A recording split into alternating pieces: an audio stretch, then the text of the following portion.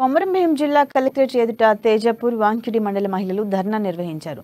Double bedroom ఇళ్లు మంజూరు చేయాలంటూ సిపిఎం ఆధ్వర్యంలో నిరసన తెలిపారు. సిపిఎం జిల్లా కమిటీ సభ్యులు అల్లూరి లోకేష్ మాట్లాడుతూ స్థలం ఉన్న వారికి ఇల్లు కట్టుకునేందుకు 3 లక్షలు ఇవ్వాలని కోరారు. డబుల్ బెడ్రూమ్లు మంజూరు చేయాలంటూ మహిళలు కలెక్టర్కు దరఖాస్తు చేసుకున్నారు.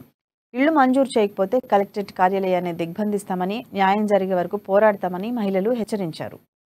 కార్యాలయం ముందు కొమరంభీం జిల్లా కేంద్రమైనటువంటి పక్కన ఉన్న మండలం తేజాపూర్ గ్రామంలో ఉన్నటువంటి మహిళలంతా కూడా తమకు డబుల్ బెడ్రూమ్ కావాలని, అటనే కేసీఆర్ ప్రకటించినటువంటి 3 లక్షల రూపాయలు ఇంటి సంబంధించినటువంటి గృహలక్ష్మి కింద ఇస్తామని చెప్పారు.